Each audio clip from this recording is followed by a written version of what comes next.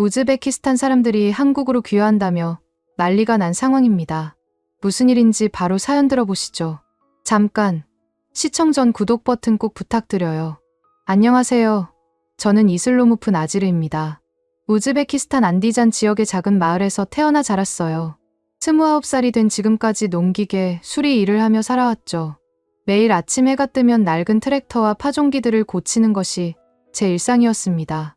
손에 묻은 기름때와 녹슨 철가루는 씻어도 깨끗해지지 않았어요. 우리 마을은 정말 가난했습니다.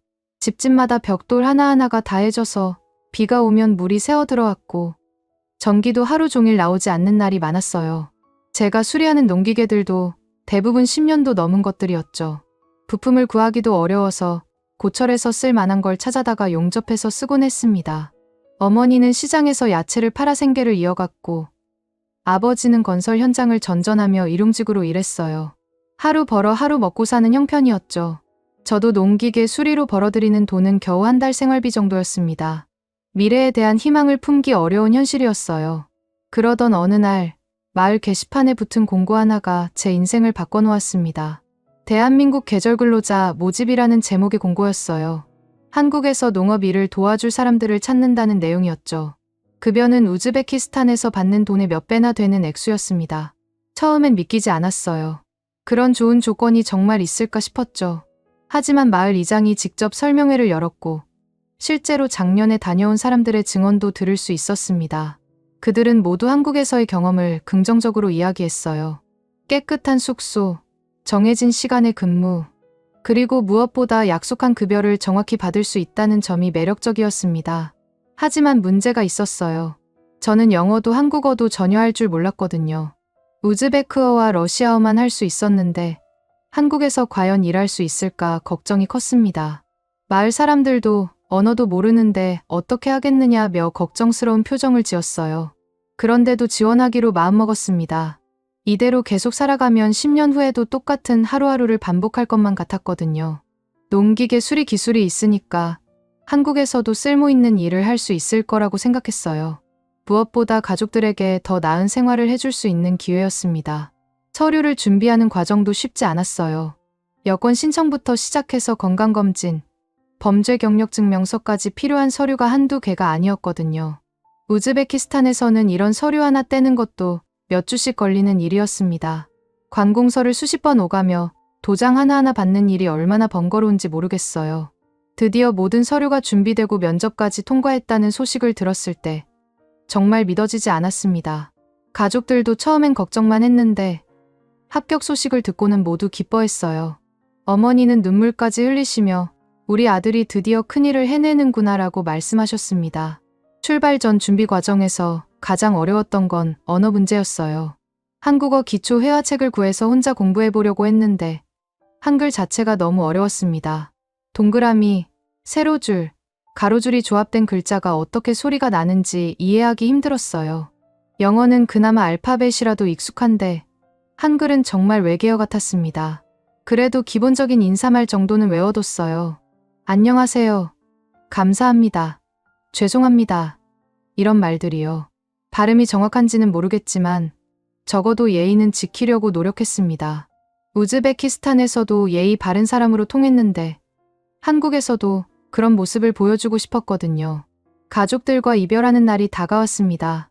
어머니는 며칠 전부터 제가 좋아하는 음식들을 만들어 주셨어요.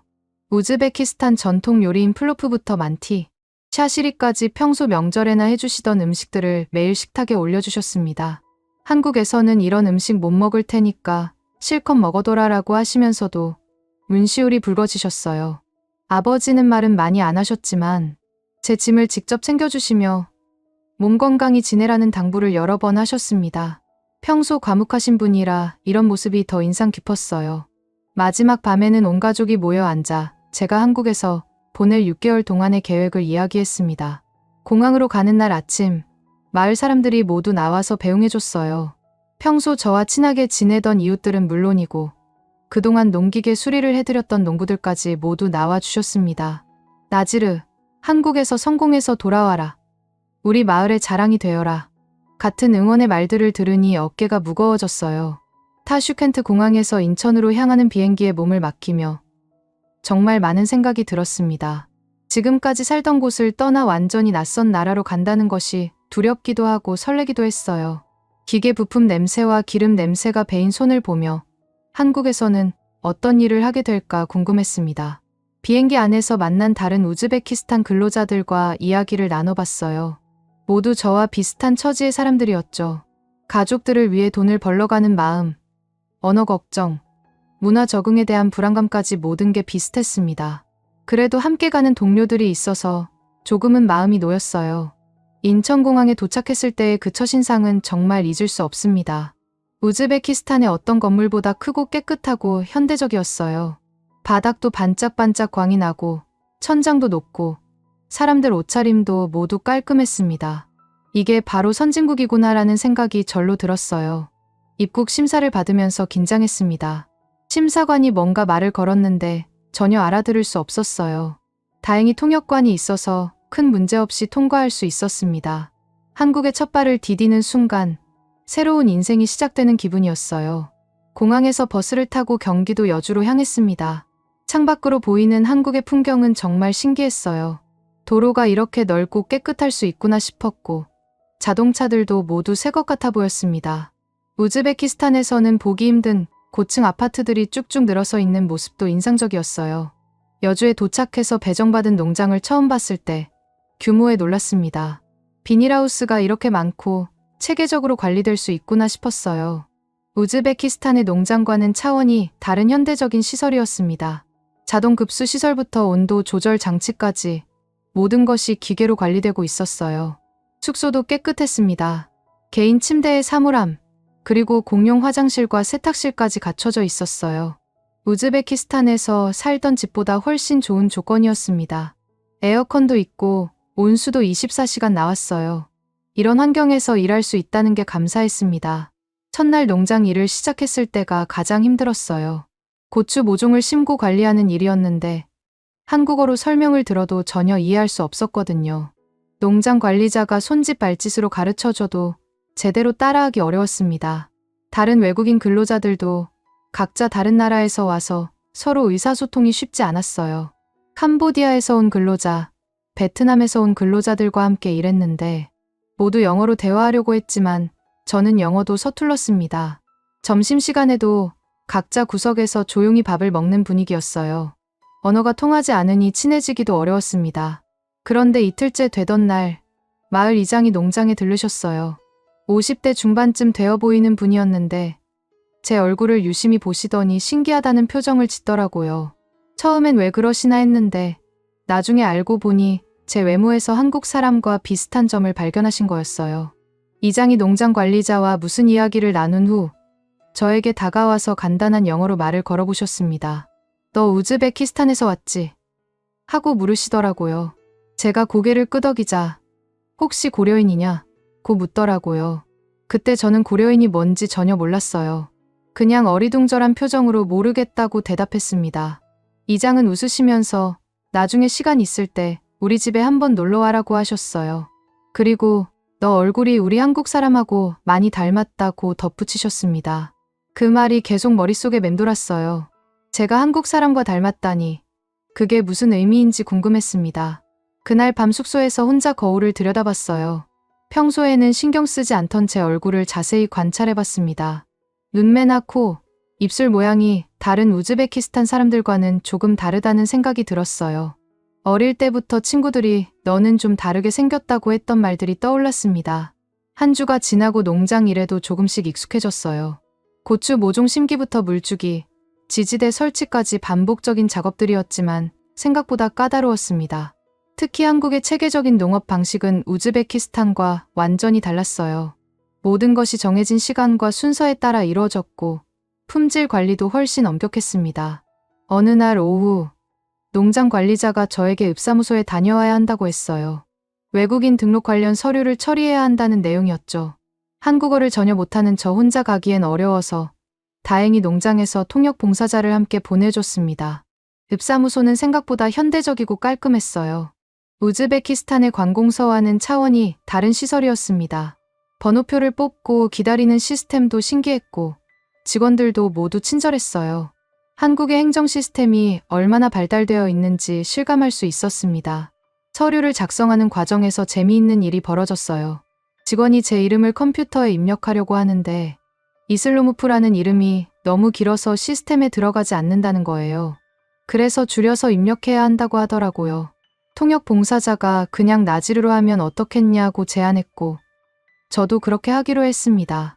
그런데 성씨 부분에서 문제가 생겼어요.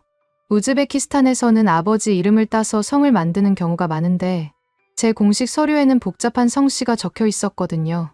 직원이 그걸 보더니 고개를 갸우뚱하면서 이거 혹시 박씨 아니에요? 라고 묻더라고요. 저는 무슨 말인지 몰라서 통역 봉사자에게 물어봤어요. 그분이 설명해 주시길 제 서류에 적힌 성씨의 일부분이 한국의 박성씨와 비슷하게 보인다는 거였어요.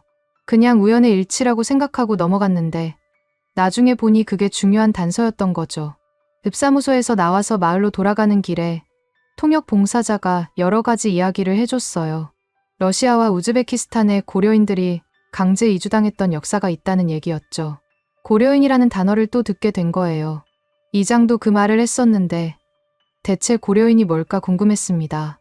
농장으로 돌아와서 저녁을 먹고 있는데 이장이 다시 찾아오셨어요. 이번에는 직접 저를 부르시더라고요. 나지르, 시간 있으면 우리 집에 잠깐 와봐라고 하시면서요. 다른 근로자들이 부러워하는 눈빛으로 저를 봤어요. 마을 이장이 직접 집에 초대한다는 건 쉬운 일이 아니거든요. 이장 댁은 농장에서 걸어서 10분 정도 거리에 있는 한옥이었어요. 현대적으로 개조된 한옥이었지만 전통적인 멋이 그대로 살아있었습니다. 마당도 넓고 정원도 잘 가꿔져 있었어요.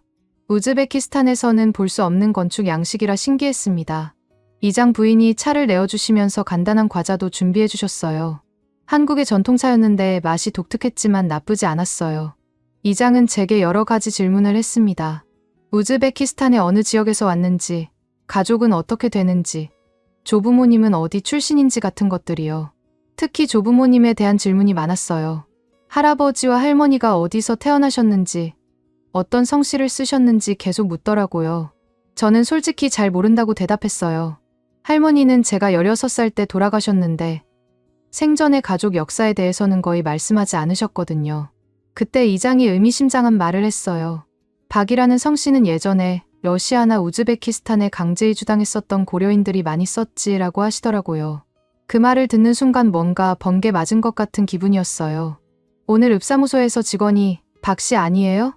라고 했던 말이 떠올랐거든요. 이장은 거기서 멈추지 않고 더 자세히 설명해 주셨어요. 1937년에 소련 정부가 연해주와 중앙아시아 지역의 고려인들을 강제로 우즈베키스탄과 카자흐스탄으로 이주시켰다는 이야기였죠. 그때 많은 고려인 가족들이 뿔뿔이 흩어졌고 일부는 원래 성씨를 잃어버리기도 했다는 거예요. 내 얼굴을 보니까 고려인 후손일 가능성이 높아 보인다고 하시면서 한번 자세히 알아보는 게 어떻겠냐고 제안하셨어요. 그러면서 집 안으로 들어가서 뭔가를 가져오셨는데 오래된 사진첩이었어요. 사진첩을 펼쳐 보이시면서 이거 봐라고 하시더라고요.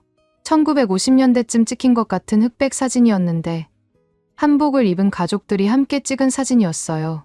그런데 사진 아래에 작은 글씨로 이름표가 붙어 있었는데 그 중에 구레박이라고 적힌 게 보였어요.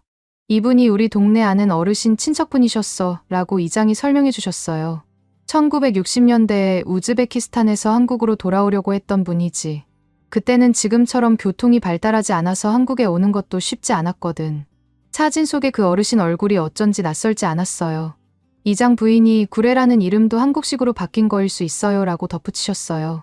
원래는 다른 이름이었는데 한국에 와서 비슷한 발음의 한국 이름으로 바꾼 경우가 많거든요. 그 말을 듣고 보니 제 머릿속에서 뭔가 떠오르는 게 있었어요. 할머니가 가끔 부르던 이상한 노래가 있었거든요. 우즈베크어도 러시아어도 아닌 다른 언어로 된 노래였어요. 어릴 때는 그냥 할머니만의 특별한 노래라고 생각했는데 이제 와서 생각해보니 그게 한국어였을 수도 있겠다는 생각이 들었어요. 혹시 할머니가 부르시던 노래 기억나는 거 있니? 라고 이장이 물어보셨어요. 저는 가물가물하게 기억나는 몇 개의 단어를 말해봤어요. 어머니 마음, 고향 같은 말들이었죠. 이장 부부가 서로 눈을 마주치더니 그거 한국어 맞는 것 같은데 라고 하시더라고요. 그날 밤 숙소로 돌아와서 잠을 이룰 수가 없었어요. 머릿속이 너무 복잡했거든요. 혹시 정말로 제가 고려인 후손일까요?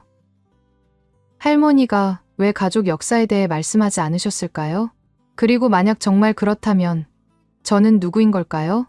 다음 날 농장 일을 하면서도 계속 그 생각뿐이었어요. 고추 모종을 심으면서도 물을 주면서도 머릿속은 온통 어제 들은 이야기로 가득했습니다. 다른 근로자들이 제가 이상하다고 생각할 정도로 멍하니 있었어요. 점심시간에 혼자 앉아 있는데 캄보디아에서 온 근로자가 다가와서 말을 걸었어요. 영어로 왜 이렇게 심각해 보이냐고 묻더라고요. 저는 간단하게 어제 있었던 일을 설명해 줬어요. 제가 혹시 한국 사람의 후손일 수도 있다는 이야기를요. 그 친구가 그럼 한번 알아보면 되잖아라고 하더라고요.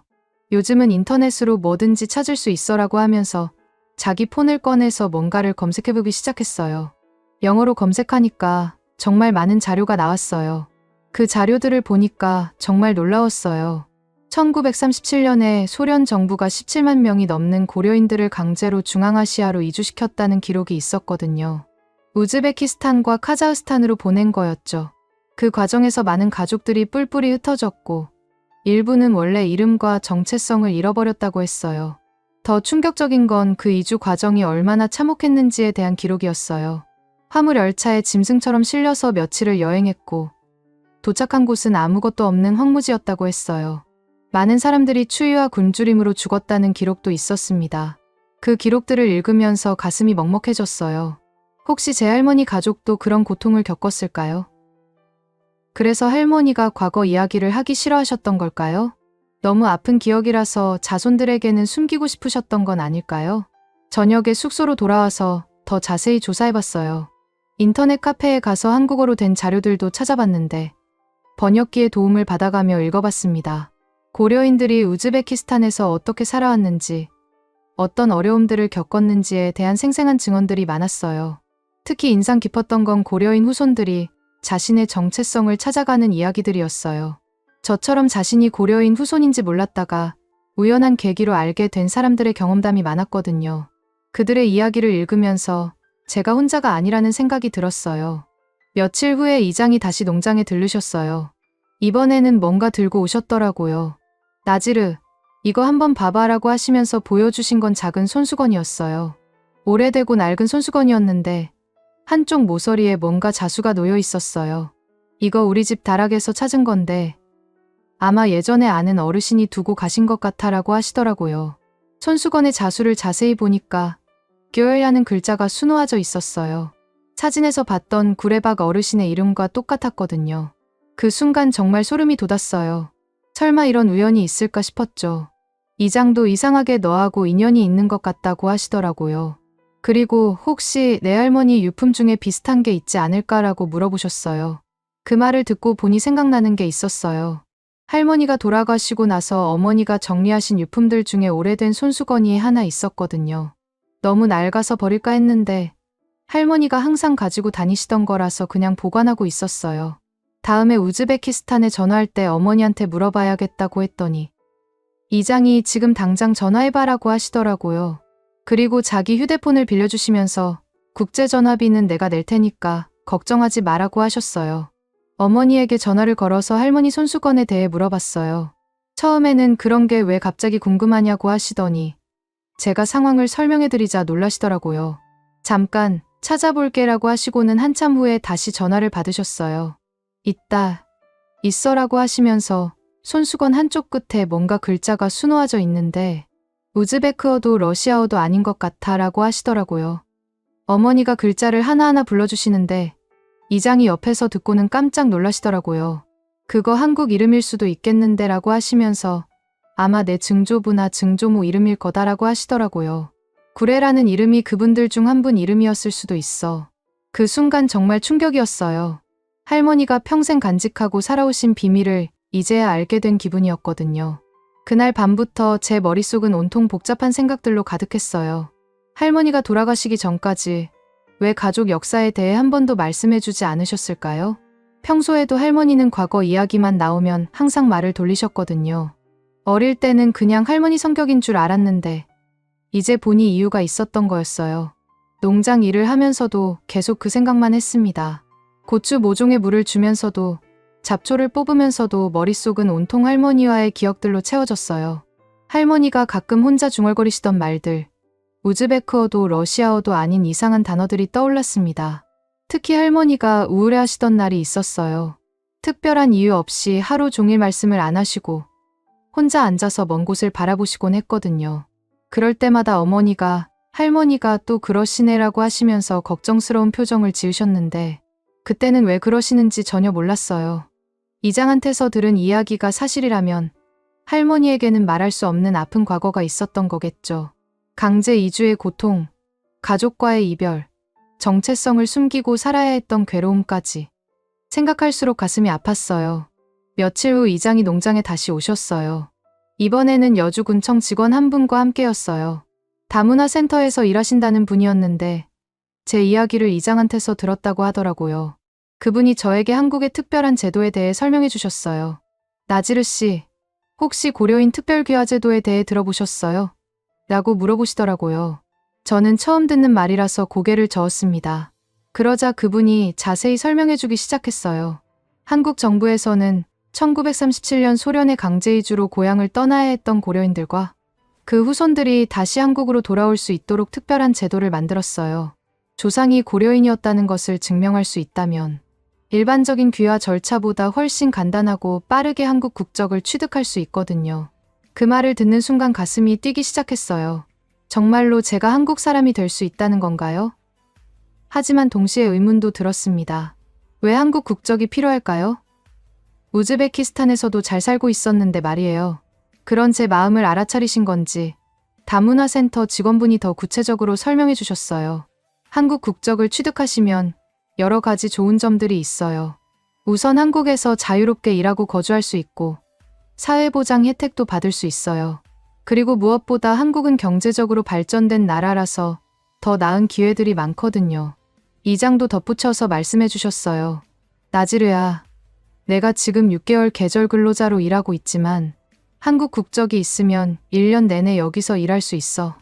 그리고 농장 일뿐만 아니라 다른 직업도 선택할 수 있고 나중에는 사업도 할 수 있지. 그 말을 듣고 보니 정말 매력적이었어요. 우즈베키스탄에서는 아무리 열심히 일해도 먹고 사는 것 정도가 한계였거든요. 하지만 한국에서는 더 많은 가능성이 있을 것 같았습니다. 무엇보다 이곳에 발달된 농업 기술을 제대로 배울 수 있다면 나중에 더 큰 일을 할 수도 있을 거예요.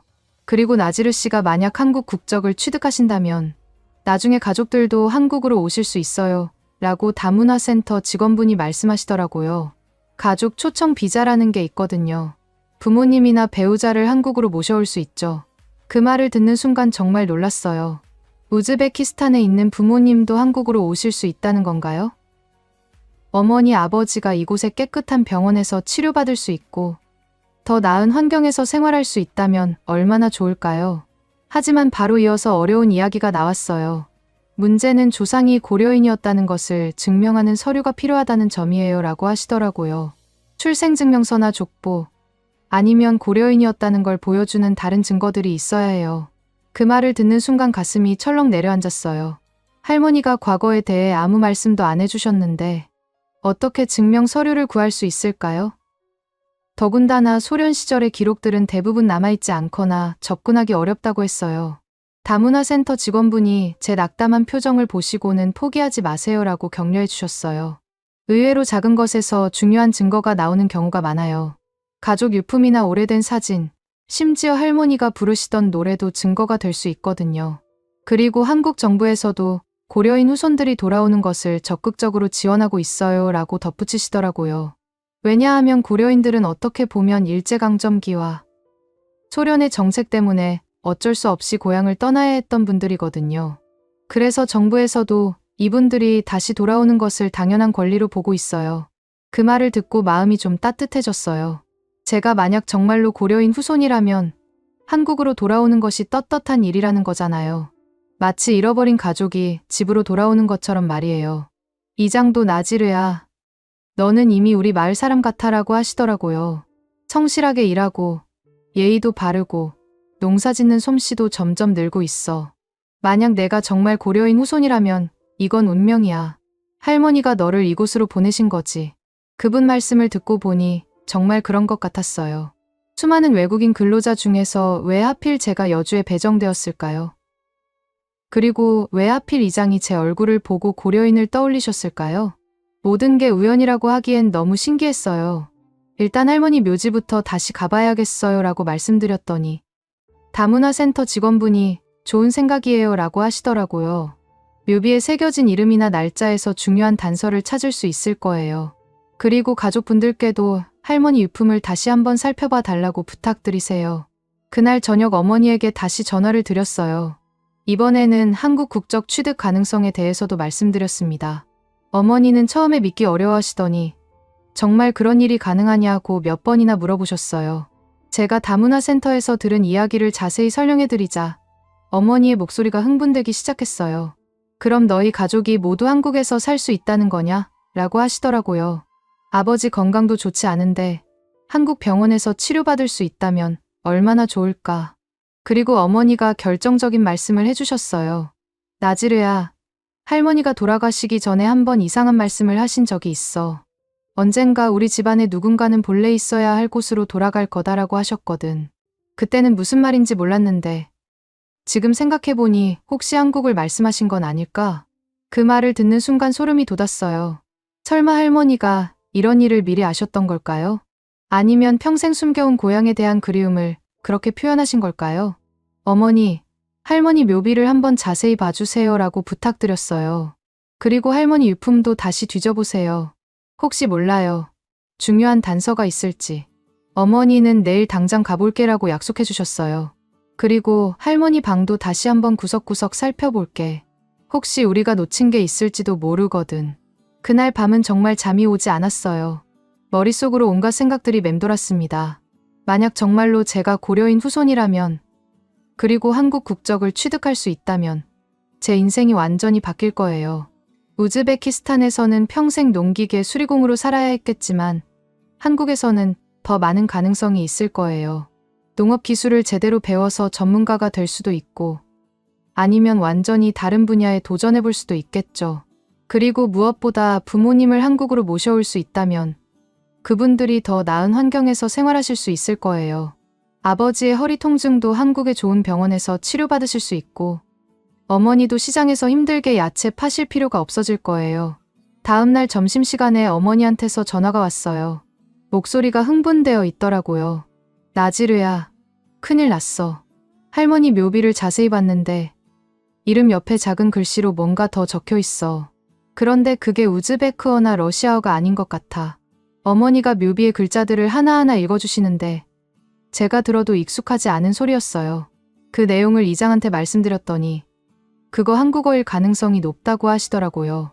특히 성씨 부분에서 박이라는 글자가 보인다고 하시더라고요. 그리고 어머니가 더 놀라운 이야기를 해주셨어요. 할머니 유품을 다시 정리하다가 오래된 종이 쪼가리를 발견했다는 거예요. 너무 낡아서 글자가 잘 보이지 않지만 뭔가 공식 서류 같아 보인다고 하시더라고요. 그 종이에는 출생 관련 정보와 함께 지명이 적혀 있었는데 그 중에 한국의 어느 지역으로 보이는 이름이 있었어요. 비록 글자가 흐릿해서 정확히 읽기는 어려웠지만 분명히 한반도 지역의 지명이었습니다. 이장과 다문화센터 직원분이 그 이야기를 들으시고는 이거면 충분히 신청해 볼 만하다고 하시더라고요. 비록 완벽한 증거는 아니지만 여러 정황들이 모이면 충분히 설득력이 있어요. 그렇게 해서 저는 고려인 특별귀화 신청을 시작하게 되었어요. 단순히 서류상의 절차가 아니라 할머니가 평생 숨겨오신 비밀을 찾아가는 여행이기도 했어요. 고려인 특별귀화 신청을 위한 준비가 본격적으로 시작되었어요. 다문화센터에서 제공해준 신청서를 받아보니 정말 복잡했습니다. 조상의 출생증명서, 가족관계증명서, 고려인임을 입증하는 각종 서류들이 필요했어요. 하나하나 준비하는 것이 만만치 않았습니다. 가장 먼저 해야 할 일은 한국어 능력 시험이었어요. 귀화 신청을 위해서는 최소한의 한국어 능력을 갖춰야 한다고 했거든요. 농장 일을 마치고 돌아오면 매일 밤 한국어 공부를 시작했습니다. 한글 자체가 어려웠지만 포기할 수는 없었어요. 이장 댁에서 한국어 교재를 빌려와서 혼자 공부했어요. 처음에는 고, 노, 덜부터 시작해서 간단한 단어들을 외웠습니다. 안녕하세요. 감사합니다. 죄송합니다. 같은 기본 인사말부터 천천히 늘려갔어요. 발음이 어려워서 혼자 중얼거리며 연습하다 보면 룸메이트들이 신기하게 쳐다봤습니다. 한편으로는 할머니가 남기신 손수건의 자수를 더 자세히 조사했어요. 어머니가 사진으로 보내주신 손수건을 확대해서 보니 girl하는 글자 외에도 다른 작은 글자들이 보였어요. 너무 오래되어서 흐릿했지만 분명히 뭔가 의미 있는 내용들이었습니다. 다문화센터 직원분의 도움으로 우즈베키스탄 고려인협회에 더 자세한 이메일을 보냈어요. 할머니의 추정 출생연도인 1920년대와 발견된 지명을 포함해서 가능한 모든 정보를 담았습니다. 그리고 할머니가 부르시던 한국어 노래에 대한 내용도 함께 보냈어요. 며칠 후 고려인협회에서 놀라운 답장이 왔어요. 제가 보낸 정보를 바탕으로 검색해본 결과 1937년 강제이주 명단에서 비슷한 성씨와 출생지를 가진 기록을 발견했다는 거였어요. 물론 확실하지는 않지만 제 할머니와 관련이 있을 가능성이 높다고 했습니다. 특히 흥미로운 건 그 기록에 나온 원적지였어요. 경상북도의 어느 작은 마을 이름이 적혀 있었거든요. 할머니가 한국에서 태어나셨을 수도 있다는 거였죠. 가슴이 두근거렸어요. 정말로 제게 한국에 뿌리가 있는 건 아닐까요? 고려인협회에서는 추가로 도움을 주겠다고 했어요. 러시아와 우즈베키스탄에 있는 다른 기록 보관소도 찾아보겠다고 하더라고요. 그리고 1937년 이주 당시의 증언을 수집한 자료집도 보내주겠다고 약속해 주셨습니다. 그러는 동안 한국어 공부는 계속되었어요. 농장에서 일하면서도 틈틈이 한국어 단어를 외웠습니다. 고추, 물, 클, 씨앗 같은 농업 관련 단어들부터 시작해서 점차 범위를 넓혀갔어요. 다른 외국인 근로자들도 신기해하면서 가끔 도와주곤 했습니다. 특히 베트남에서 온 근로자가 한국어를 꽤 잘했는데 저에게 많은 도움을 줬어요. 나지르, 한국어는 받침이 중요해라고 하면서 발음을 교정해주곤 했습니다. 덕분에 조금씩 실력이 늘어갔어요. 이장의 딸이 대학생이었는데 아버지 부탁으로 제 한국어 공부를 도와주러 왔어요. 주말마다 농장으로 와서 2시간씩 무료로 가르쳐줬습니다. 정말 고마웠어요. 특히 한국어 능력 시험 기출문제를 풀어보면서 실전 감각을 익힐 수 있었습니다. 나지르 오빠, 정말 열심히 하시네요 라고 이장 딸이 격려해줬어요. 발음도 점점 좋아지고 있어요. 이 정도면 시험도 충분히 통과할 수 있을 거예요. 그런 말을 들으면 힘이 났어요. 한편 서류 준비도 차근차근 진행됐어요. 우즈베키스탄에서 가져온 제 출생증명서를 한국어로 번역하고 공증받는 일부터 시작했습니다. 할머니 관련 서류들도 마찬가지였어요. 모든 과정이 복잡하고 시간이 오래 걸렸지만 포기할 수는 없었어요. 다문화센터에서는 귀화 면접 준비도 도와줬어요. 왜 한국 국적을 원하는지, 한국에서 어떤 일을 하고 싶은지, 한국 사회에 어떻게 기여할 것인지 같은 질문들에 대한 답변을 미리 준비해두라고 했어요. 이런 질문들을 생각하면서 제 마음도 정리가 되었어요. 저는 단순히 경제적 이유로 한국 국적을 원하는 게 아니었어요. 할머니가 숨겨온 뿌리를 찾고 잃어버린 정체성을 되찾고 싶었던 거예요. 그리고 이곳에서 정말 새로운 삶을 시작하고 싶었습니다. 농장 일도 점점 능숙해졌어요. 처음에는 서툴렀던 고추 재배 기술도 이제는 제법 익숙해졌습니다. 농장 관리자도 나지르는 정말 성실하다고 칭찬해주곤 했어요. 다른 근로자들과 달리 농사에 진짜 관심이 있는 것 같다고도 했습니다. 맞아요. 저는 정말 농사에 관심이 많았어요. 우즈베키스탄에서는 낡은 농기계만 수리했지만 여기서는 최신 농업 기술을 직접 볼 수 있었거든요. 자동 급수 시설, 온도 조절 장치, 병충해 방제 시스템까지 모든 게 신기하고 배우고 싶었어요. 나중에 한국 국적을 받으면 이런 농업 기술을 더 체계적으로 배우고 싶어요 라고 농장 관리자에게 말했더니 그럼 농업기술센터에서 하는 교육 프로그램에 참여해보는 게 어떨까라고 제안해주더라고요. 외국인도 참여할 수 있는 프로그램이 있어. 그렇게 해서 주말마다 농업기술센터의 교육 프로그램에 참여하기 시작했어요. 스마트팜 기술, 친환경 농법, 농산물 유통 등 다양한 내용을 배울 수 있었습니다. 한국어로 진행되는 수업이라 처음에는 어려웠지만 점점 이해할 수 있게 되었어요.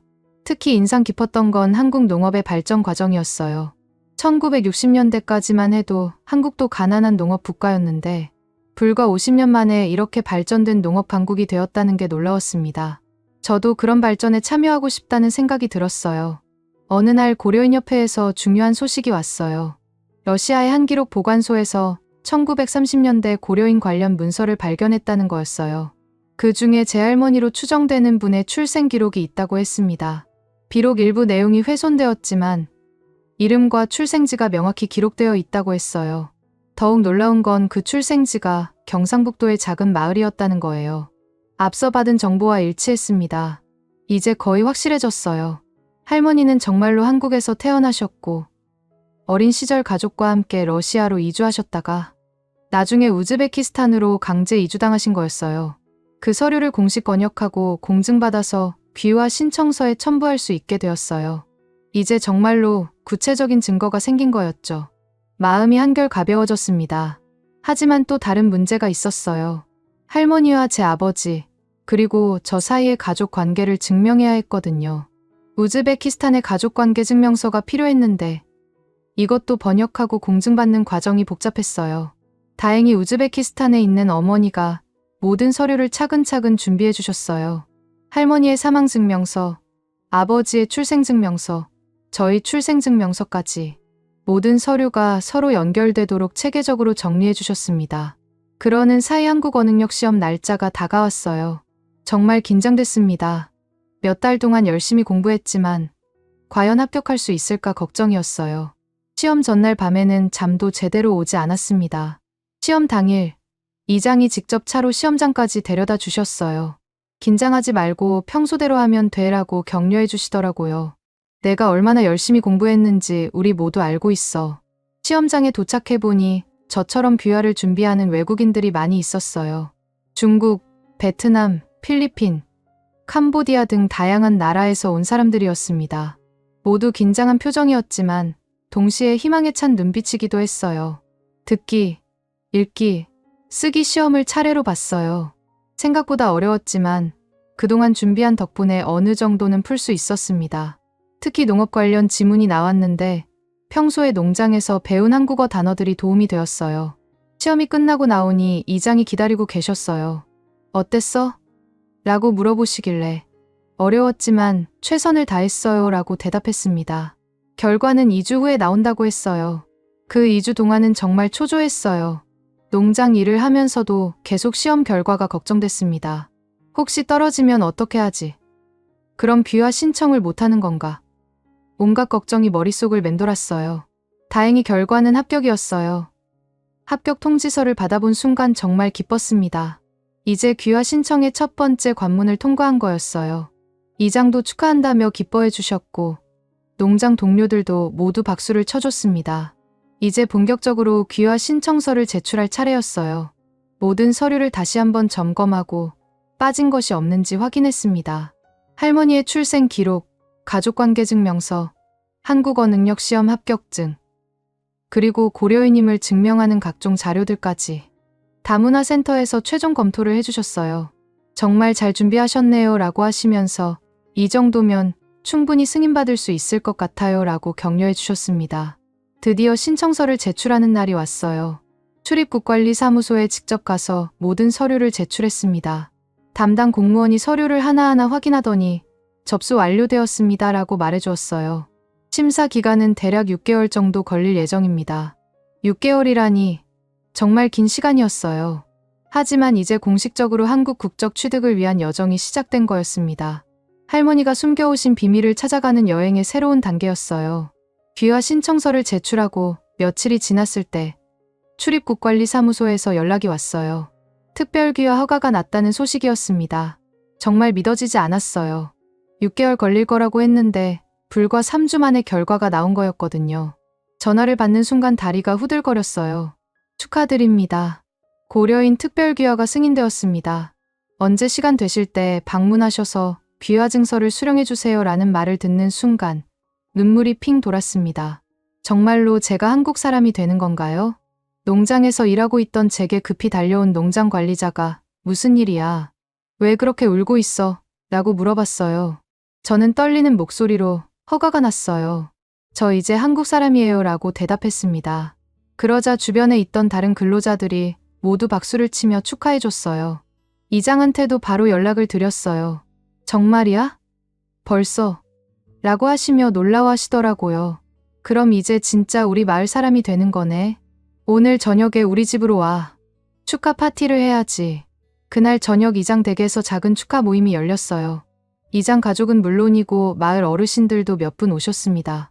이장 부인이 정성스럽게 준비해 주신 한국 음식들이 상을 가득 채웠어요. 김치찌개, 불고기, 잡채, 그리고 특별히 준비해 주신 미역국까지. 미역국은 한국에서 생일이나 특별한 날에 먹는 음식이야 라고 이장이 설명해 주셨어요. 오늘이 나지르에게는 새로 태어난 날이니까 미역국을 준비했어. 그 말을 듣고 또 눈물이 나려고 했어요. 마을 어르신 한 분이 이제 진짜 우리 마을 사람이구나 라고 하시면서 제 어깨를 토닥여 주셨어요. 앞으로 잘 부탁한다라고 하시는 말씀에 가슴이 뭉클했습니다. 저를 진짜 가족처럼 받아들여 주시는 게 느껴졌어요. 식사를 하면서 이장이 귀화명은 뭘로 정할 거야? 라고 물어보셨어요. 저는 이미 마음속으로 정해둔 게 있었어요. 박나지르로 하려고 해요. 할머니의 성씨인 박씨를 사용하고 이름은 제 원래 이름을 그대로 쓰고 싶어요. 좋은 선택이야 라고 이장이 고개를 끄덕이시더라고요. 나지르라는 이름도 예쁘고 박씨는 우리나라에서 흔한 성씨니까 자연스러워. 박나지르, 정말 한국 사람 이름 같아. 며칠 후 출입국관리사무소에 귀화 증서를 받으러 갔어요. 공식 문서에 박나지르라고 적힌 제 새로운 이름을 보니 정말 실감이 났습니다. 이제 정말로 한국 사람이 된 거예요. 대한민국 국민 박나지르. 귀화증서를 받은 직후 바로 주민센터로 가서 주민등록증을 신청했어요. 주소지는 경기도 여주시 땡땡면 땡땡리로 등록했습니다. 농장 근처에 있는 이장댁 부속 건물을 주소로 사용할 수 있게 해주셨거든요. 첫 주민등록증을 받아들고 있으니 감회가 새로웠어요. 사진 옆에 박나지르라고 적힌 한글 이름, 그리고 대한민국이라는 국적 표시. 이 작은 플라스틱 카드 하나가 제 인생을 완전히 바꿔놓은 거였어요. 그날 오후에는 특별한 의식이 있었어요. 여주군청에서 새로 귀화한 시민들을 위한 환영식을 열어주었거든요. 저 외에도 몇 명의 귀화자들이 참석했어요. 모두 다른 나라에서 왔지만 이제는 같은 한국 사람이 된 거죠. 환영식에서 태극기 앞에서 애국가를 불렀어요. 비록 가사를 완벽하게 알지는 못했지만 최대한 따라 불러봤습니다. 동해물과 백두산이 마르고 닳도록. 이 노래를 부르는 제 자신이 신기했어요. 군수님이 직접 축사를 해주셨어요. 여러분은 이제 대한민국의 소중한 구성원입니다. 여러분의 다양한 배경과 경험이 우리 지역을 더욱 풍성하게 만들어줄 거라고 믿습니다라는 말씀이 가슴에 와닿았어요. 환영식이 끝나고 태극기를 선물로 받았어요. 제 생애 첫 태극기였습니다. 집에 돌아와서 방벽에 정중하게 걸어두었어요. 빨간색과 파란색의 태극 문양을 보면서 이제 정말로 이 나라의 일원이 되었다는 걸 실감했습니다. 그날 밤 우즈베키스탄에 있는 부모님께 전화를 드렸어요. 어머니, 아버지, 저 이제 정말 한국 사람이 되었어요 라고 말씀드렸더니 어머니가 울음을 터뜨리시더라고요. 할머니가 살아계셨다면 얼마나 기뻐하셨을까라고 하시면서요. 아버지도 자랑스럽다고 하시면서 이제 너를 통해서 우리 가족 모두가 한국과 인연을 맺게 되었구나라고 말씀하셨어요. 그리고 할머니의 영혼이 편안하실 거다라고 덧붙이셨습니다. 다음 날부터는 정말 새로운 일상이 시작되었어요. 농장에서 일할 때도 마음가짐이 달랐습니다. 이제는 외국인 근로자가 아니라 한국 사람으로서 일하는 거였거든요. 같은 일을 하는 건데도 왠지 더 의미 있게 느껴졌어요. 다문화센터에서 귀화자를 위한 사례 발표를 요청해왔어요. 다른 외국인들에게 귀화 과정에 대해 경험담을 들려달라는 거였어요. 처음에는 부담스러웠지만 저처럼 고민하는 사람들에게 도움이 될 거라는 생각에 흔쾌히 승낙했습니다. 발표 당일 생각보다 많은 사람들이 와주었어요. 베트남, 중국, 필리핀, 캄보디아 등 다양한 나라에서 온 사람들이 제 이야기에 귀를 기울였습니다. 제가 할머니의 비밀을 찾아가며 귀화를 준비했던 과정을 차근차근 설명해드렸어요. 가장 중요한 건 포기하지 않는 마음이에요 라고 말씀드렸어요. 저도 처음에는 증거가 부족해서 절망했지만 하나하나 찾아가다 보니 길이 열렸어요. 여러분도 꼭 자신의 꿈을 이루시길 바랍니다. 발표가 끝나고 한 베트남 여성이 다가와서 정말 감동적인 이야기였어요. 저도 용기를 내서 귀화 신청을 해보려고 해요 라고 말해주었어요. 제 경험이 다른 사람에게 도움이 된다는 게 뿌듯했습니다. 며칠 후에는 할머니 묘소에 편지를 쓰러 우즈베키스탄으로 잠시 다녀왔어요. 한국 여권으로 처음 떠나는 여행이었어요. 출국 심사대에서 한국 여권을 내밀며 안녕하세요라고 인사할 때의 그 기분은 정말 특별했습니다. 할머니 묘소에 도착해서 준비해온 편지를 읽어드렸어요. 할머니, 저 이제 진짜 한국 사람이 되었어요. 할머니가 평생 숨겨오신 비밀을 찾아서 원래 있어야 할 곳으로 돌아왔어요. 할머니의 한국 이름을 제가 이어받아서 박나지르가 되었답니다. 묘비 앞에서 편지를 읽는데 눈물이 멈추지 않았어요. 할머니가 부르시던 한국 노래의 의미를 이제 알겠어요. 고향에 대한 그리움이었구나. 저는 할머니가 그리워하셨던 그 고향에서 새로운 삶을 시작할게요. 부모님도 제 변화에 놀라워하셨어요. 한국어도 많이 늘었구나라고 하시면서 정말 한국 사람 같아졌다고 말씀하셨어요. 그리고 우리도 언젠가 한국에 갈 수 있을까라고 조심스럽게 물어보셨습니다. 물론이에요 라고 대답해드렸어요. 제가 한국에서 안정적으로 정착하면 부모님도 초청할 수 있어요. 가족 초청 비자라는 게 있거든요. 부모님의 얼굴이 환해지는 걸 볼 수 있었어요. 한국으로 돌아와서는 본격적으로 정착 지원 프로그램에 참여하기 시작했어요. 귀화자를 위한 취업 상담, 사회 적응 교육, 한국 문화 이해 프로그램 등 다양한 혜택을 받을 수 있었습니다. 특히 농업 관련 교육에 더 깊이 참여할 수 있게 되었어요. 이제는 외국인 신분 제한이 없으니까 더 전문적인 프로그램에도 지원할 수 있었거든요. 스마트팜 전문가 과정에 등록해서 체계적으로 공부하기 시작했습니다. 교육을 받으면서 한국 농업의 미래에 대해 많이 배울 수 있었어요. 4차 산업혁명 기술을 농업에 접목한 스마트팜, 친환경 농법, 수출 농업 등 정말 많은 가능성이 있더라고요. 저도 이런 분야에서 전문가가 되고 싶다는 꿈이 생겼어요. 어느 날 지역 신문사에서 취재 요청이 왔어요. 고려인 후손 귀화 성공 사례하는 기사를 쓰고 싶다는 거였어요. 처음에는 부담스러웠지만 다른 고려인 후손들에게 희망을 주고 싶어서 인터뷰에 응했습니다. 기사가 나간 후 반응이 뜨거웠어요. 다른 지역에 있는 고려인 후손들로부터 연락이 오기 시작했거든요. 저도 귀화를 신청하고 싶은데 어떻게 해야 할까요? 라는 문의가 많았어요. 제 경험을 바탕으로 하나하나 조언해드렸습니다. 정부 기관에서도 관심을 보였어요.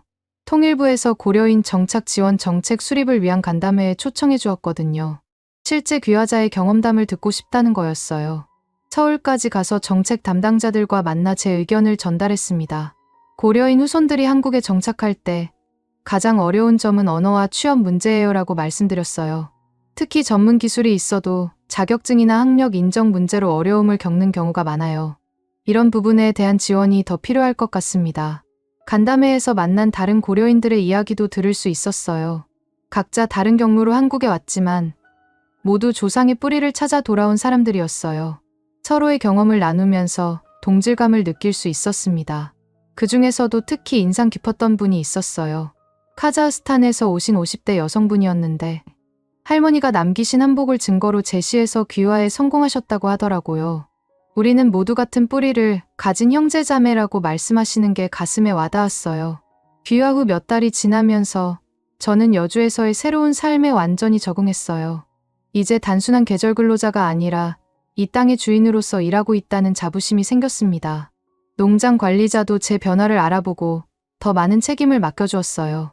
특히 농장에 새로 도입된 스마트팜 시설에 대한 실험 프로젝트를 저에게 맡겨주었어요. IoT 센서를 이용한 자동 급수 시스템, 온습도 조절 장치, 그리고 모바일 앱으로 원격 관리가 가능한 최신 기술들이었습니다.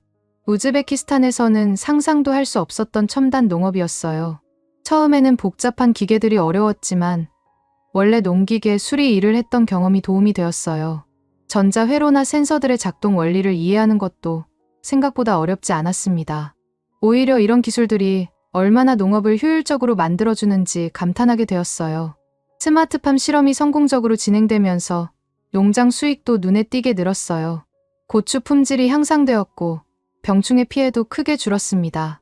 농장 관리자는 나지르 덕분에 농장이 완전히 달라졌다고 칭찬해 주었어요. 그런 인연으로 지역 농업기술센터에서 스마트팜 교육 강사로 초청받게 되었어요. 다른 농업인들에게 제가 배운 기술을 전수하는 역할이었죠. 처음에는 외국인이 우리에게 농사를 가르친다고 라며 의아해하는 분들도 있었지만 실제 성과를 보여드리니 모두 인정해 주셨어요. 박나지르 씨는 정말 특별해요 라고 한 농부가 말씀해 주셨어요. 기술적인 설명도 쉽게 해주시고 무엇보다 농사에 대한 열정이 대단하시네요. 나도 저런 열정으로 농사 지었으면 좋겠어요. 교육 활동을 하면서 많은 농업인들과 인맥을 쌓을 수 있었어요. 그분들로부터 한국 농업의 역사와 발전 과정에 대해서도 많이 배웠습니다. 1960년대 새마을운동부터 시작해서 현재의 스마트팜까지 정말 놀라운 변화의 과정이었어요. 특히 인상 깊었던 건 70대 노농부 한 분의 이야기였어요. 젊었을 때는 소 한 마리로 밭을 갈았는데 이제는 GPS 달린 트랙터로 정밀 농업을 하는 세상이 되었네라고 하시면서 감회가 깊으시더라고요. 그런데 농사의 본질은 변하지 않아. 땀 흘려 일하고 자연을 존중하는 마음이 가장 중요하지. 그분 말씀이 가슴에 와닿았어요. 아무리 기술이 발달해도 농업의 근본은 사람의 정성과 자연에 대한 이해라는 걸 깨달았습니다. 저도 그런 마음가짐으로 농사를 지어야겠다고 다짐했어요. 어느 날 다문화 센터에서 특별한 제안을 해왔어요. 다문화 청소년들을 위한 멘토링 프로그램에 참여해달라는 거였어요. 고려인 후손으로서 성공적으로 정착한 사례를 청소년들에게 들려주면 좋겠다는 취지였습니다. 처음 만난 청소년들은 대부분 부모님이 국제결혼을 하신 다문화 가정의 아이들이었어요. 일부는 저처럼 중앙아시아에서 온 고려인 후손들도 있었고요. 이 아이들 대부분이 정체성 혼란을 겪고 있었어요. 저는 한국에서 태어났는데 왜 사람들이 저를 외국인이라고 부르죠? 라고 한 중학생이 물어봤어요. 그 아이의 어머니는 베트남에서 오셨는데 아이는 완전히 한국어로만 자랐거든요. 하지만 외모 때문에 학교에서 차별을 받는다고 했어요. 너는 한국 사람이 맞아라고 제가 대답해줬어요. 국적이 중요한 게 아니라 어디서 자랐고 어떤 문화로 살아왔는지가 중요한 거야. 나처럼 외국에서 태어나서 나중에 한국 사람이 된 경우도 있고 너처럼 한국에서 태어나서 처음부터 한국 사람인 경우도 있어. 모두 똑같이 소중한 한국 사람이야. 또 다른 고등학생은 진로 고민을 털어놓았어요. 저는 할머니가 러시아에서 오셨는데 한국어도 러시아어도 다 할 줄 알아요. 근데 이런 능력을 어떻게 활용해야 할지 모르겠어요. 그건 엄청난 장점이야 라고 제가 조언해줬어요. 요즘은 글로벌 시대라서 여러 언어를 할 줄 아는 사람들이 정말 필요해. 통역, 무역, 외교, 관광 등 정말 많은 분야에서 활용할 수 있어. 나도 우즈베크어, 러시아어, 한국어를 할 줄 아는 게 큰 도움이 되고 있거든. 이런 상담을 하면서 저 자신도 많이 배웠어요. 다문화는 단점이 아니라 오히려 큰 장점이라는 걸 깨달았습니다. 서로 다른 문화적 배경을 가진 사람들이 만나서 새로운 가치를 만들어내는 거잖아요. 멘토링 활동을 계기로 고려인 후손 청년들과의 온라인 교류도 시작하게 되었어요. 카카오톡 단체방을 만들어서 전국에 있는 고려인 후손 청년들과 정보를 공유하고 서로 응원하는 모임이었어요. 그 단체방에서 정말 다양한 이야기들을 들을 수 있었어요. 누군가는 대학 진학 고민을, 누군가는 취업 준비를, 또 누군가는 연애나 결혼 이야기를 나누었어요. 모두 한국에서 뿌리 내리고 살아가려는 젊은이들이었습니다. 특히 기억에 남는 건 인천에 사는 고려인 후손 여성의 이야기였어요. 그분은 간호사가 되어서 병원에서 일하고 있었는데 러시아어를 할 줄 안다는 이유로 러시아 관광객들의 의료 통역을 자주 담당한다고 했어요. 우리의 다문화적 배경이 사회에 정말 큰 도움이 되고 있어요 라고 하더라고요. 또 다른 분은 무역회사에서 일하면서 중앙아시아 시장 개척을 담당하고 있었어요. 현지 언어와 문화를 아는 것이 엄청난 경쟁력이 된다고 했습니다. 한국 기업들이 해외 진출할 때 우리 같은 사람들이 정말 필요해요 라고 말씀하시더라고요. 이런 이야기들을 들으면서 고려인 후손들이 한국 사회에 얼마나 많은 기여를 하고 있는지 알 수 있었어요. 단순히 도움을 받는 존재가 아니라 오히려 한국 사회를 더 풍요롭게 만드는 소중한 구성원들이었습니다. 정부 정책 관련 간담회에도 계속 참여했어요. 어느 날은 귀화자 대상 정책 토론회에 패널로 초청받았는데 그곳에서 정말 의미 있는 제안을 할 수 있었어요. 고려인 후손들을 위한 특별한 정착 지원 프로그램이 필요해요 라고 발표했어요. 언어 교육은 물론이고 전문 기술 교육이나 창업 지원 같은 것들 말이에요. 특히 농업이나 IT 분야에서 고려인들이 가진 잠재력을 발휘할 수 있도록 도와주면 좋겠어요. 제 제안이 받아들여져서 실제로 정책에 반영되기도 했어요. 고려인 후손을 위한 특별 교육 과정이 신설되었고 창업 지원금 제도도 만들어졌습니다. 제가 정책 수립에 조금이나마 기여할 수 있다는 게 정말 뿌듯했어요. 그런 인연으로 지방신문에서 특집 기사 인터뷰 요청이 왔어요. 고려인 청년 박나지르, 여주에서 꽃피운 새로운 꿈이라는 제목의 기사였어요. 기자가 농장에 직접 와서 제가 일하는 모습도 촬영하고 인터뷰도 진행했습니다. 한국에 와서 가장 큰 변화는 무엇인가요? 라는 질문에 꿈이 생겼다는 거예요 라고 대답했어요. 우즈베키스탄에서는 하루하루 먹고 사는 것만 생각했는데 여기서는 미래를 계획할 수 있어요. 10년 후, 20년 후 제가 어떤 사람이 될지 그려볼 수 있다는 게 가장 큰 변화예요. 기사가 나간 후 많은 분들이 격려 연락을 주셨어요. 특히 농업에 종사하시는 분들이 젊은이가 농업에 관심을 가져줘서 고맙다고 말씀해 주셨어요. 요즘 젊은이들은 농사를 기피하는데 나지르 씨 같은 분이 있어서 한국 농업의 미래가 밝다고도 하시더라고요. 정부 기관에서도 주목하기 시작했어요. 농림축산식품부에서 귀화자 사례집 제작을 위한 인터뷰 요청이 왔거든요. 성공적으로 정착한 귀화자들의 이야기를 모아서 다른 외국인들에게 희망을 주려는 프로젝트였어요.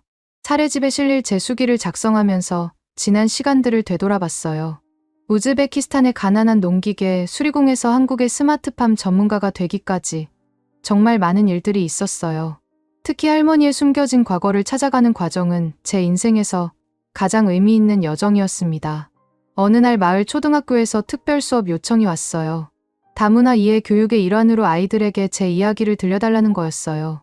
처음에는 아이들 앞에서 발표하는 게 부담스러웠지만 미래 세대에게 다문화의 소중함을 전달할 수 있다는 생각에 흔쾌히 승낙했습니다. 초등학교 5학년 교실에 들어갔을 때 아이들의 호기심 어린 눈빛이 인상적이었어요. 안녕하세요. 저는 박나지르입니다. 라고 자기소개를 하니 한 아이가 왜 이름이 이상해요? 라고 물어봤어요. 이 이름은 우즈베키스탄에서 온 이름이야 라고 설명해줬어요. 나는 우즈베키스탄에서 태어났지만 우리 할머니는 한국 사람이셨어. 그래서 나도 한국으로 돌아와서 한국 사람이 된 거야. 아이들이 정말 열심히 들어주었어요. 특히 할머니가 부르시던 한국 노래 이야기를 할 때는 모두 집중했습니다. 그리고 제가 반달 노래를 불러줄 때는 몇몇 아이들이 따라 불러주기도 했어요. 푸른 하늘 은하수 하얀 쪽배에 라는 가사를 부르는데 갑자기 눈시울이 붉어졌어요. 할머니가 부르시던 그 노래가 바로 이 노래였구나 싶어서요.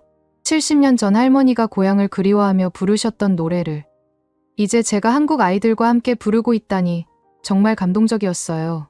수업이 끝나고 한 아이가 다가와서 나지르 아저씨, 할머니가 정말 자랑스러우실 것 같아요 라고 말해줬어요.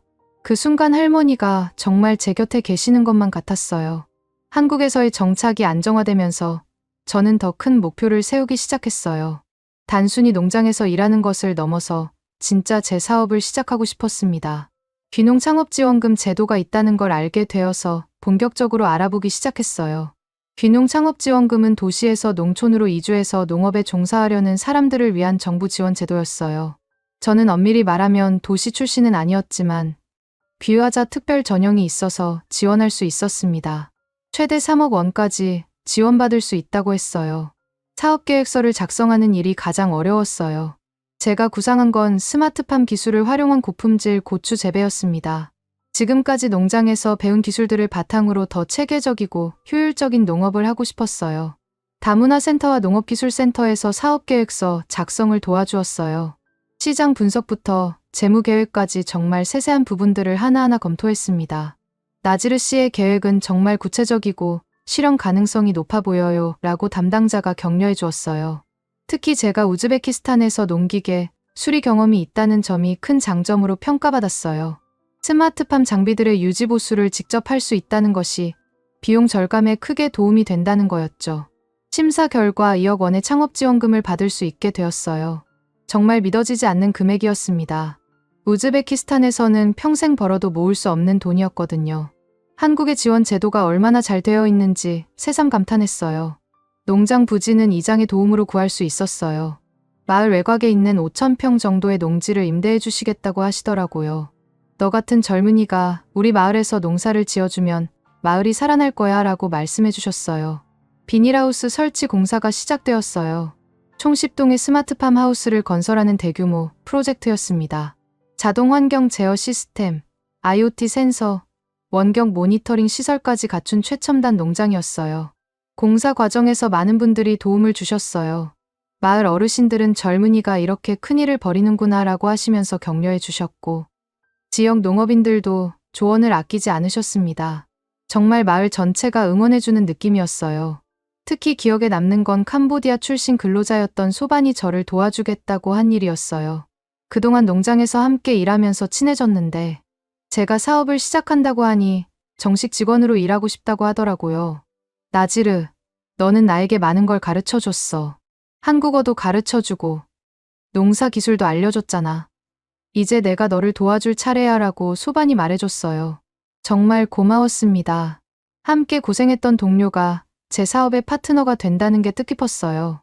하우스 건설이 완료되고 본격적인 농사가 시작되었어요. 첫 작물로는 역시 고추를 선택했습니다. 지금까지 가장 많이 재배해본 작물이었고 시장성도 확실했거든요. 하지만 이번에는 일반 고추가 아니라 고품질 프리미엄 고추를 목표로 했어요. 스마트팜 시스템이 정말 놀라웠어요.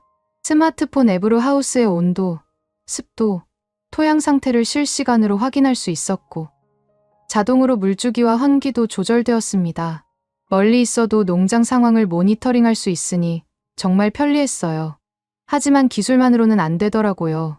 여전히 사람의 손길과 정성이 가장 중요했습니다. 매일 아침 일찍 하우스를 돌아다니며 작물 상태를 직접 확인하고 필요한 곳에는 수작업으로 관리해줘야 했어요. 소반도 정말 열심히 도와줬어요. 처음에는 스마트팜 기술이 어려워했지만 금세 익숙해져서 저 못지않게 잘 다루게 되었습니다. 기술은 좋지만 역시 농사는 사람이 하는 거야 라고 하면서 열심히 일해줬어요. 첫 수확 시기가 다가왔을 때 정말 떨렸어요. 과연 계획대로 고품질 고추가 나올까 걱정이었거든요. 하지만 결과는 기대 이상이었습니다. 크기도 균일하고 색깔도 선명한 최고급 고추들이 주렁주렁 열렸어요. 농업기술센터에서 품질 검사를 받아보니 1등급 판정을 받았어요. 당도, 매운맛, 색상 모든 면에서 최고 등급이었습니다. 이 정도 품질이면 프리미엄 시장에서 충분히 경쟁력이 있어요 라고 담당자가 말해주었어요. 판매처 확보도 생각보다 순조로웠어요. 지역 농협을 통해 대형마트에 납품하는 것은 물론이고 온라인 직거래도 시작했습니다. 특히 고려인 청년이 기른 프리미엄 고추라는 스토리가 소비자들에게 좋은 반응을 얻었어요. 매출도 점점 늘어갔어요. 첫 달에는 1,000만 원 정도였는데 3개월 후에는 월 3천만 원까지 올라갔습니다. 순수익도 상당했어요. 우즈베키스탄에서는 상상도 할 수 없었던 수입이었죠. 성공 소식이 알려지면서 언론의 관심도 받게 되었어요. 농업 전문지에서 고려인 청년의 성공적인 귀농 사례라는 기사를 써주었고 지역 방송국에서도 취재를 나왔습니다. 더 기뻤던 건 고려인 후손들을 위한 한글 교육 캠프를 운영할 수 있게 된 거였어요. 사업이 안정되면서 여유가 생기니 사회 환원을 하고 싶었거든요. 전국에서 온 고려인 후손 청년들과 어린이들을 대상으로 주말마다 한글 교육을 진행했어요. 할아버지, 할머니가 한국어를 잊지 말라고 하셨는데 배울 곳이 없어서 고민이었어요 라고 한 참가자가 말해주었어요. 이런 프로그램이 있어서 정말 감사해요. 제가 받은 도움을 다른 사람들에게 나눠줄 수 있어서 뿌듯했습니다. 한글 교육 캠프는 단순한 언어 교육을 넘어서 정체성 찾기 프로그램이기도 했어요. 고려인의 역사, 한국 문화 체험, 전통, 놀이 등 다양한 활동을 통해 참가자들이 자신의 뿌리를 이해할 수 있도록 도왔습니다. 특히 인상 깊었던 건 80대 고려인 어르신이 손자와 함께 참여하신 경우였어요. 어르신은 어린 시절 강제이주를 직접 경험하신 분이었는데 이제 와서 한글을 다시 배우고 싶다고 하시더라고요. 내가 죽기 전에 한글로 내 이름을 써보고 싶어 라고 어르신이 말씀하시는데 눈물이 날 뻔했어요. 그분이 한글로 자신의 이름을 쓰는 순간을 함께 할 수 있어서 정말 영광이었습니다. 마을회관에도 고려인 이야기 코너를 개설할 수 있게 되었어요. 이장의 협조로 마을회관 한쪽에 고려인의 역사와 문화를 소개하는 전시 공간을 만든 거였어요. 1937년 강제이주부터 현재까지의 역사를 담은 사진과 자료들을 전시했습니다. 마을 주민들도 관심을 가져주셨어요. 몰랐던 역사를 알게 되었다고 하시면서 고려인들이 정말 많은 고생을 했구나라고 말씀해 주셨어요. 역사를 알리는 것만으로도 의미가 있다고 생각했습니다. 외국인 노동자들을 위한 정착 매뉴얼 제작에도 참여하게 되었어요. 정부 기관에서 외국인 근로자들의 한국 적응을 돕기 위한 가이드북을 만드는 프로젝트였는데 실제 경험자로서 조언을 구한 거였어요. 한국 생활에서 가장 중요한 건 언어예요 라고 조언했어요. 하지만 완벽하지 않아도 괜찮아요. 진심으로 소통하려는 마음이 더 중요해요. 한국 사람들은 외국인이 한국어로 말하려고 노력하는 걸 정말 좋아해요. 매뉴얼에는 실용적인 정보들도 많이 담았어요. 은행 계좌 개설 방법, 휴대폰 개통, 병원 이용법, 대중교통 이용법 등 실제로 필요한 정보들이었죠. 제가 처음 한국에 왔을 때 어려웠던 경험들을 바탕으로 만든 내용들이었어요. 귀화 청년들의 모임도 정기적으로 주도하게 되었어요. 한 달에 한 번씩 전국의 귀화 청년들이 모여서 정보를 나누고 서로 도움을 주는 모임이었습니다. 취업, 창업, 결혼, 육아 등 다양한 주제로 이야기를 나눴어요. 우리는 모두 같은 길을 걸어온 사람들이에요 라고 모임에서 말했어요. 서로 도우면서 더 나은 한국 사회를 만들어가요. 우리가 성공하는 게 다른 외국인들에게도 희망이 될 거예요. 마을 주민들을 대상으로 한 한국어 교실도 시작했어요. 외국인들이 한국어를 배우는 게 아니라 제가 한국 주민들에게 기초 영어나 러시아어를 가르쳐 드리는 거였어요. 글로벌 시대에 외국어 소통 능력이 필요하다고 생각해서 시작한 일이었습니다. 나지르 씨 덕분에 외국인 관광객들과 간단한 대화라도 할 수 있게 되었어요. 라고 한 주민이 말씀해 주셨어요. 마을에 가끔 외국인 관광객들이 오는데 이제는 기본적인 안내는 할 수 있게 되었다고 하시더라고요. 대학에서도 특강 요청이 오기 시작했어요. 다문화 사회학이나 국제관계학 수업에서 실제 사례를 들려달라는 거였어요. 처음에는 부담스러웠지만 젊은 세대에게 다문화의 가치를 전달할 수 있다는 생각에 적극적으로 참여했습니다. 여러분이 생각하는 다문화가 무엇인가요? 라고 대학생들에게 물어봤어요. 단순히 외국인이 많이 사는 사회인가요? 아니면 서로 다른 문화가 공존하면서 새로운 가치를 만들어가는 사회인가요? 학생들과의 질의응답 시간이 가장 의미 있었어요.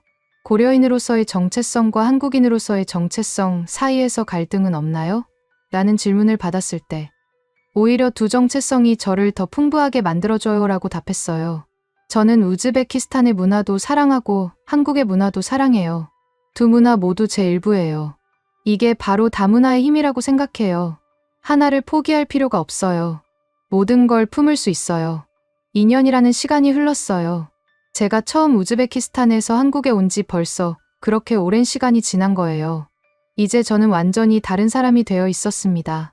농기계 수리공 이슬로무프 나지르에서 스마트팜 경영자 박나지르로 그리고 고려인 정체성을 되찾은 한국인으로 말이에요. 서울에서 열리는 고려인 문화제에 연설자로 초청받았다는 소식을 들었을 때 정말 떨렸어요. 전국에서 모인 고려인들과 그 후손들 앞에서 제 이야기를 들려달라는 거였거든요.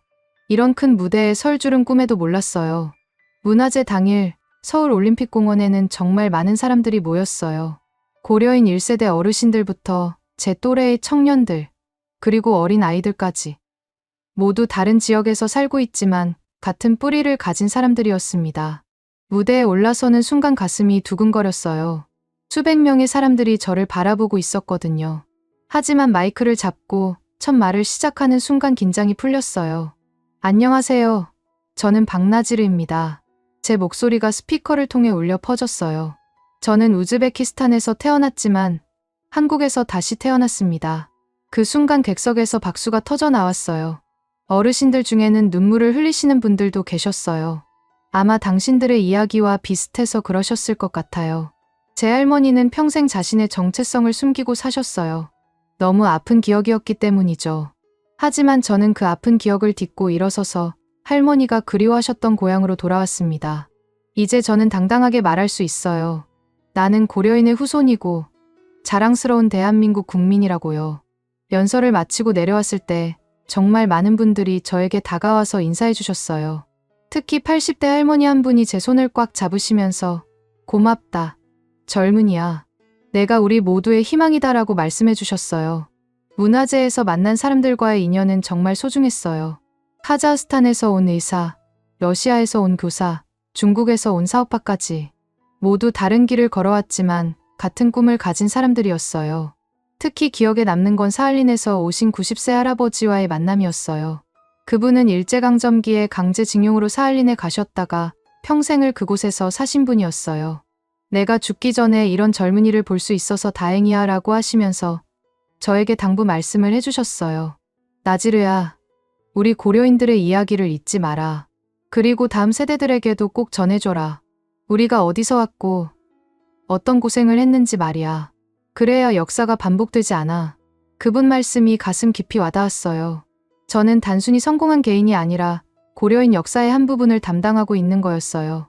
과거와 현재, 그리고 미래를 연결하는 다리 역할을 해야 한다는 사명감이 들었습니다. 문화제가 끝나고 몇 주 후, 정말 뜻밖의 소식을 들었어요. 한 다큐멘터리 제작진에서 저에게 출연 제안을 한 거였어요. 잊힌 이름, 돌아온 사람이라는 제목의 인디 다큐멘터리였는데 고려인 후손들의 정체성 찾기를 다룬 작품이었어요. 처음에는 망설였어요. 제 사생활이 공개되는 게 부담스러웠거든요. 하지만 제작진이 이 다큐멘터리가 같은 상황에 있는 다른 고려인들에게 용기를 줄 수 있을 거예요 라고 설득해서 참여하기로 했습니다. 촬영은 정말 특별한 경험이었어요. 제가 일하는 농장부터 시작해서 마을 이장댁, 다문화센터, 그리고 우즈베키스탄에 있는 할머니 묘소까지 제 인생의 모든 공간들이 카메라에 담겼어요. 가장 감동적이었던 건 할머니 묘소에서의 촬영이었어요. 제가 할머니께 편지를 읽어드리는 장면을 찍었는데 정말 진심을 담아서 읽었어요. 할머니, 제가 찾았어요. 할머니가 숨겨오신 비밀을 모두 찾아냈어요. 그리고 할머니의 한국 이름도 되찾았어요. 이제 저는 박나지르예요. 할머니의 성씨를 이어받은 자랑스러운 한국 사람이에요. 카메라맨도 울 정도로 감동적인 순간이었어요. 그 장면이 다큐멘터리의 클라이맥스가 되었다고 하더라고요. 다큐멘터리가 완성되어 상영회를 할 때 정말 많은 분들이 와주셨어요. 고려인 공동체는 물론이고 일반 시민들도 많이 관심을 가져주었어요. 상영 후 관객들과의 대화 시간에서 정말 의미 있는 질문들을 많이 받았어요. 고려인으로서의 정체성을 찾는 과정에서 가장 힘들었던 점은 무엇인가요? 라는 질문에 불확실함이었어요 라고 답했어요. 정말로 제가 고려인 후손인지, 한국에서 받아줄지, 과연 성공할 수 있을지 모든 게 불확실했어요. 하지만 그 불확실함을 용기로 바꿀 수 있었던 건 주변 사람들의 도움 덕분이었어요. 다큐멘터리의 영향으로 여주군에서 제게 특별한 제안을 해왔어요. 여주 다문화축제의 홍보대사로 활동해달라는 거였어요. 2주년을 맞은 제 귀화를 기념하면서 동시에 다문화 가정들에게 희망을 주자는 취지였습니다. 다문화 축제 당일은 정말 성대했어요. 전국에서 온 다문화 가정들이 참여해서 각자의 문화를 소개하고 음식도 나눠 먹는 축제였어요. 저는 개막식에서 환영사를 맡았습니다. 여러분, 안녕하세요. 저는 이곳 여주에서 새로운 삶을 시작한 박나지르입니다. 2년 전 저는 낯선 땅에서 혼자 시작했지만 이제는 이 모든 분들이 제 가족이 되었어요. 다문화는 문제가 아니라 축복이에요. 서로 다른 문화가 만나 더 아름다운 세상을 만들어가는 거니까요. 축제에서 만난 다문화 가정 아이들이 특히 인상 깊었어요. 자신의 다문화적 배경을 자랑스러워하는 아이들을 보니 정말 기뻤어요. 제가 어렸을 때는 다름을 부끄러워했는데 이 아이들은 그것을 자랑스러워하고 있었거든요. 마을 입구에는 특별한 간판이 새로 생겼어요. 고려인 박나지르 정착지라는 문구가 적힌 작은 표지판이었어요. 이장의 제안으로 만들어진 건데 처음에는 부담스러웠지만 마을의 자랑이 되었다니 기뻤어요. 이 간판을 보고 다른 고려인들도 용기를 얻었으면 좋겠어라고 이장이 말씀해 주셨어요. 나지르 너 하나 때문에 우리 마을이 전국적으로 유명해졌잖아. 정말 고맙다. 귀화자 통합 프로그램의 멘토로도 본격적인 활동을 시작했어요. 새로 귀화한 사람들이 한국 사회에 잘 적응할 수 있도록 도와주는 역할이었어요. 1대1 멘토링부터 그룹 상담까지 다양한 형태로 진행되었습니다. 특히 기억에 남는 건 필리핀에서 온 간병사 여성을 도와준 경우였어요. 그분은 한국어가 서툴러서 취업에 어려움을 겪고 있었는데 제가 한국어 공부 방법을 알려드리고 면접 준비도 도와드렸어요. 나지르 씨 덕분에 좋은 직장을 구할 수 있었어요. 라고 나중에 감사 인사를 해주시더라고요. 저도 언젠가 나지르 씨처럼 다른 사람들을 도와주고 싶어요. 그런 말을 들으면 정말 뿌듯했어요. 한국 우즈벡 문화교류단의 일원으로 고향을 방문할 기회도 생겼어요. 한국 정부에서 추진하는 문화 외교 프로그램의 일환이었는데 고려인 출신으로서 양국 간의 가교 역할을 해달라는 요청이었어요. 우즈베키스탄의 한국인 신분으로 다시 가보니 정말 감회가 새로웠어요. 2년 전에는 가난한 농기계 수리공으로 떠났는데 이제는 한국의 문화교류 사절단으로 돌아온 거였거든요. 고향 사람들의 반응이 놀라웠어요. 나지르가 정말 한국 사람이 되었구나 라고 하면서 신기해했어요. 특히 어릴 때 친구들은 너 정말 대단하다고 하면서 부러워했습니다. 부모님은 정말 자랑스러워하셨어요. 우리 아들이 두 나라를 이어주는 다리가 되었구나라고 하시면서 눈물을 흘리셨어요. 그리고 할머니가 살아계셨다면 얼마나 기뻐하셨을까라고 덧붙이셨습니다. 교류단 활동 중에는 우즈베키스탄의 고려인 청년들과 만나는 시간도 있었어요. 저처럼 한국행을 꿈꾸는 젊은이들이 정말 많았어요. 그들에게 제 경험담을 들려주고 조언도 해줬습니다. 가장 중요한 건 준비해요 라고 말해줬어요. 한국어 공부는 기본이고 자신만의 특기나 기술을 가지는 것도 중요해요. 그리고 포기하지 않는 마음. 어려움이 있어도 꿈을 향해 계속 나아가는 용기가 필요해요. 한 청년이 형님처럼 성공할 수 있을까요? 라고 물어봤을 때 성공의 기준이 뭔지 먼저 생각해보세요 라고 답했어요. 돈을 많이 버는 게 성공인가요? 아니면 자신의 꿈을 이루는 게 성공인가요? 저에게는 할머니의 뿌리를 찾고 정체성을 되찾은 것이 가장 큰 성공이에요. 마지막 날 할머니 묘소를 다시 찾았어요. 이번에는 한국에서 가져온 태극기와 함께였어요. 묘비 앞에 태극기를 놓고 조용히 인사드렸습니다. 할머니, 저 이제 정말 많은 사람들을 도울 수 있게 되었어요. 할머니의 이야기를 통해서 다른 고려인들도 희망을 찾고 있어요. 할머니가 겪으신 아픔이 헛되지 않게 하겠어요. 한국으로 돌아오는 비행기에서 지난 2년을 돌아봤어요. 정말 꿈 같은 시간이었어요. 할머니의 숨겨진 비밀을 찾아가면서 저 자신도 완전히 새로운 사람이 되었거든요. 창밖으로 보이는 한반도의 야경이 아름다웠어요. 이제 이곳이 진짜 제 고향이에요. 우즈베키스탄에서 태어났지만 한국에서 다시 태어난 박나지르. 이것이 제 정체성이에요. 우리는 뿌리를 잊을 수 없습니다. 언젠가 그 뿌리가 나를 부를 테니까요. 할머니가 평생 간직하셨던 그리움이 저를 통해 이루어진 거예요. 이제 저는 그 뿌리를 다음 세대에게 전해줄 차례입니다. 고려인의 이야기는 저에게서 끝나는 게 아니라 새로운 시작이에요. 비행기가 인천공항에 착륙하면서 저는 다시 한번 다짐했어요. 할머니가 그리워하셨던 이 땅에서 더 많은 사람들에게 희망을 주는 사람이 되겠다고요. 박나지르라는 이름으로, 고려인의 후손으로, 그리고 자랑스러운 대한민국 국민으로 말이에요. 지금까지 나지르 씨의 사연 어떠셨나요? 1937년 강제이주라는 아픈 역사 속에서도 끊어지지 않은 핏줄의 끈. 그리고 70년이 넘는 세월을 건너 다시 고향으로 돌아온 한 청년의 이야기는 우리에게 많은 것을 생각하게 합니다. 우리가 당연하게 여기는 이 땅이 누군가에게는 간절히 그리워했던 꿈의 땅이었다는 것을요. 무엇보다 감동적인 건 박나지르 씨가 자신만의 성공에 만족하지 않고 같은 처지의 고려인 후손들과 다문화 가정, 청소년들을 위해 끊임없이 봉사하고 계신다는 점입니다. 받은 사랑을 다시 나누어주는 그 따뜻한 마음이야말로 진정한 한국인의 정신이 아닐까 싶어요. 이제 여주의 스마트팜에서 첨단 농업기술로 성공을 일궈가고 계신 박나지르 씨의 모습을 보면서 우리는 다문화가 짐이 아니라 오히려 우리 사회를 더욱 풍요롭게 만드는 소중한 자산이라는 걸 깨닫게 됩니다.